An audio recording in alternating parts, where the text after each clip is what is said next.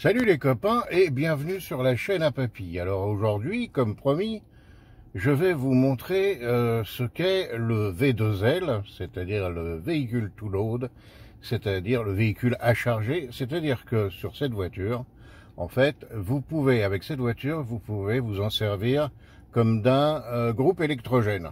Alors imaginons, moi je dis ça, je dis rien, hein.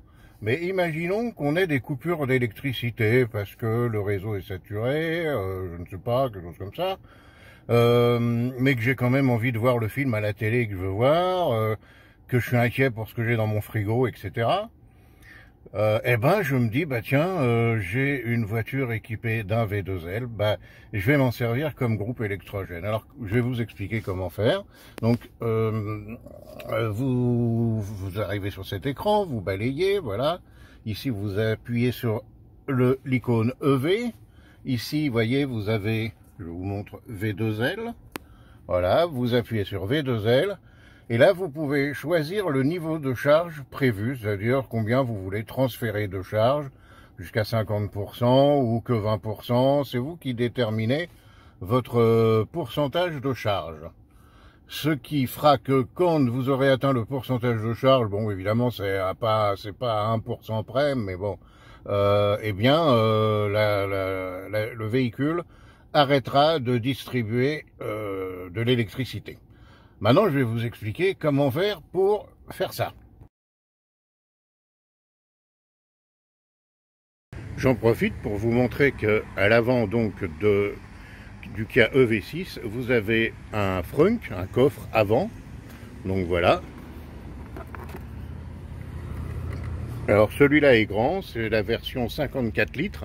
Pourquoi? Parce que j'ai que la traction arrière, ce n'est pas un 4x4, et à l'intérieur de ce frunk, bon c'est moi qui ai choisi de ranger ça comme ça, vous avez différents éléments que je vais vous montrer. Ici c'est ça doit être pour le gonflage des pneus, et vous avez cet appareil là, voilà, qu'on va regarder en détail. Donc voilà l'appareil. Comme vous le savez, j'ai que deux mains et une pour filmer. Donc vous avez cet appareil, voilà, vous voyez, je l'ai préparé, c'est-à-dire que j'ai enlevé le capuchon avec mes deux mains et j'ai ouvert cette partie-là, voilà, avec mes deux mains, et parce qu'il faut appuyer, si vous voulez, de chaque côté ici, et il faut appuyer vraiment très fort. Donc vous prenez cet appareil-là et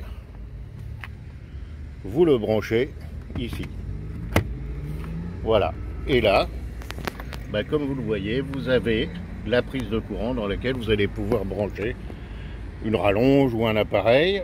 La suite plus tard, parce que là je suis pas chez moi et j'ai aucun appareil à brancher, donc on fera la démonstration un tout petit peu. Voilà, donc vous noterez que quand vous enclenchez le système V2L, vous allez entendre un petit cloc. Ça veut dire que ça c'est verrouillé, hein. Même si la voiture est ouverte, le V2L est verrouillé de façon à ce que, évidemment, on ne puisse pas vous le voler. Pour l'enlever, bah, il suffit, avec la clé de contact, d'ouvrir la porte. Alors, ici, vous avez le bouton de mise en marche. Ce voyant va devenir vert, mais vous n'allez pas le voir parce qu'il y a trop de soleil. Voilà, mais on a entendu un petit bip. On va ici chercher la prise de mon compresseur. On le branche. Voilà, comme on branche un compresseur normal. Et on le met en route. Vous l'entendez, hein? Je ne raconte pas l'histoire. Donc ça fonctionne. Voilà. Donc vous avez vu que ça fonctionnait. Je débranche le compresseur. Voilà. Avec ma clé de contact. J'appuie sur le bouton d'ouverture des portes. Voilà. Ce qui fait que maintenant je peux retirer. Non, parce que j'ai... voilà.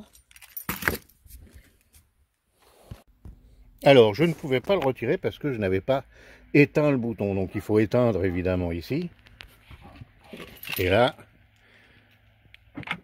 on le débloque, on a entendu le cloc. Et voilà, il est parti. Alors, en fin de vidéo, là, à la suite de ça, vous allez avoir toutes les explications techniques.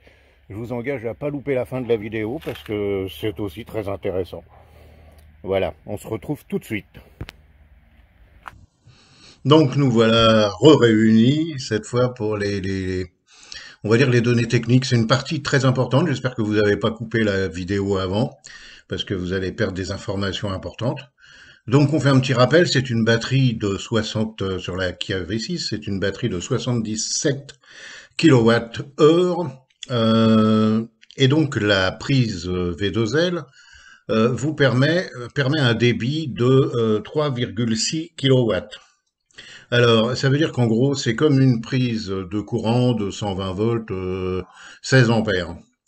Vous pouvez, imaginons, hein, comme je vous l'ai dit, imaginons que vous avez une coupure de courant, il y a votre ligne est coupée parce qu'il y a du vent ou autre chose, mais vous avez votre voiture qui est pleine à 100%. Bah, pouvez brancher les appareils principaux de votre maison sur votre voiture.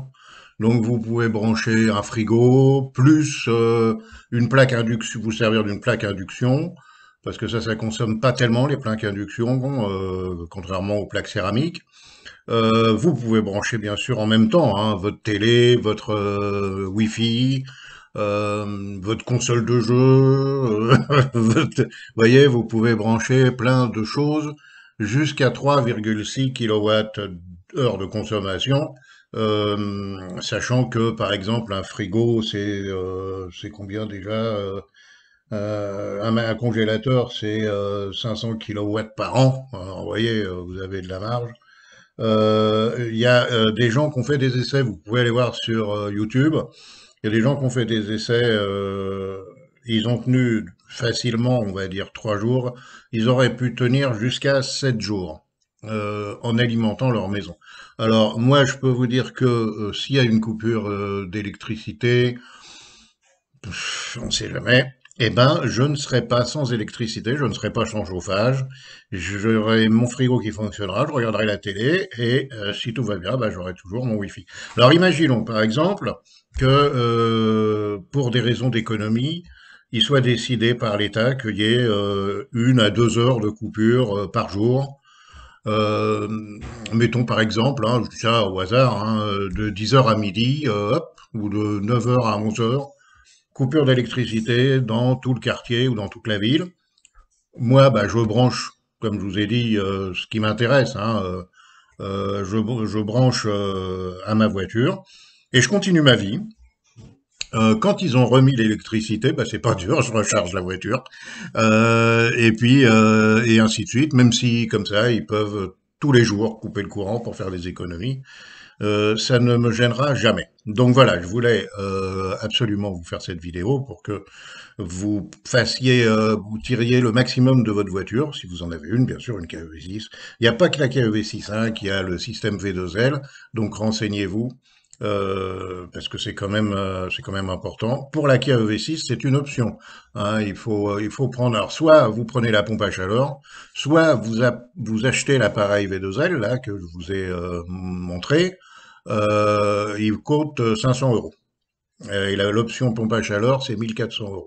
Moi, je conseille l'option pompe à chaleur parce que donc l'appareil est compris dedans et vous avez en plus la pompe à chaleur qui vous fait réaliser des économies quand même dans la gestion de la consommation. Mais voilà. Bon, le petit like, le commentaire, le partage. N'oubliez pas d'activer la cloche des notifications. Et puis on se retrouve bientôt pour une prochaine vidéo. Allez, salut les copains!